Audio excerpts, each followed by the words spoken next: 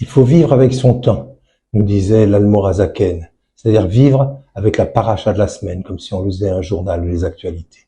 Mais comment vivre avec son temps, avec la douleur qui nous attaque?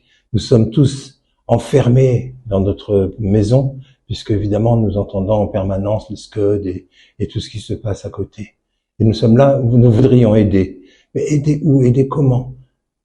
On a un âge où c'est parfois difficile. Alors il reste la Torah.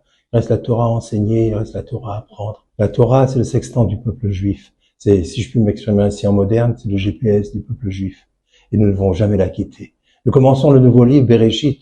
Bereshit bara Elokim et Hashamim et haaretz. Et tout de suite, Rashi nous ramène dans notre actualité, dans notre journal. Et il reprend le pérouche de Rabbi Yitzhak. Entre parenthèses, Yitzhak, c'est le nom de son père, comme s'il voulait faire un kivud avaim à l'intérieur de son premier pérouche.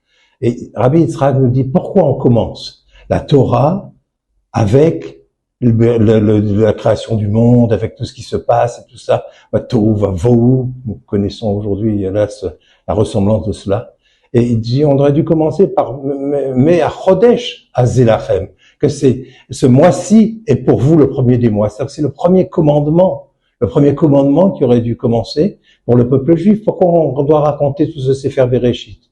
Et tout de suite, Rashi nous rapporte le propos de Rabbi Yitzhak, la réponse. Il nous dit, parce que les autres peuples pourraient dire, l'estimatem, vous êtes des voleurs, vous avez pris la terre d'Israël.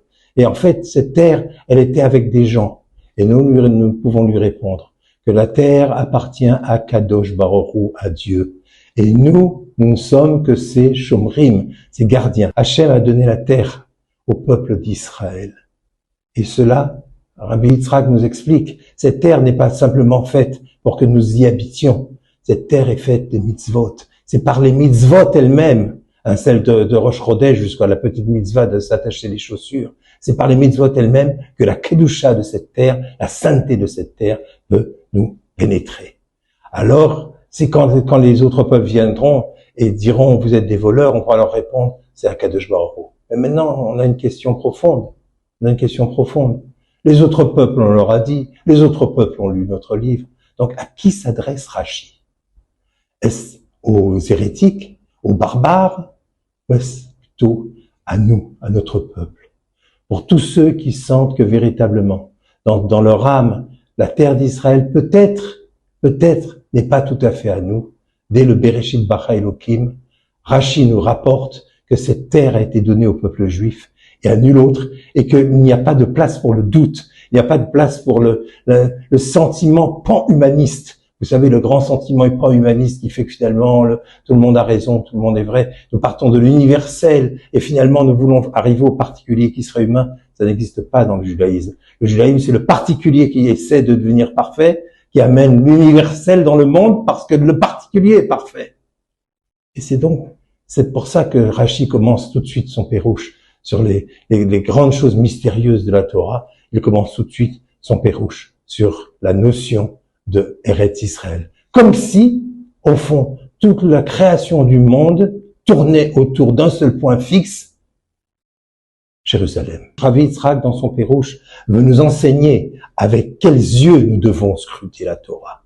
Sachez, dit-il, que le judaïsme, c'est d'abord un univers de mitzvot, c'est d'abord une obéissance à Hachem. Le monde était créé en Tishri, mais Hachem ordonne de considérer Nissan comme le premier des mois. Pourquoi? Parce que le mois où le peuple juif est sorti de l'étau de l'esclavage d'Égypte, c'est ce mois-ci qui est le début de tous les mois.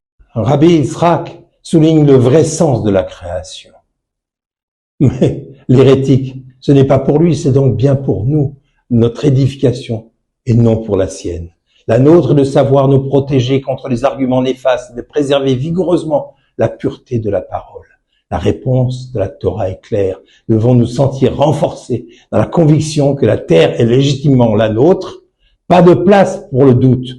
Un pan humaniste diffusé par ceux-là même qui utilisent le chemin tortueux du mensonge pour nous perdre. Depuis la Genèse, Hachem délivre le droit de propriété sur Eretz Israël et peut être le début de la création du monde et l'aboutissement.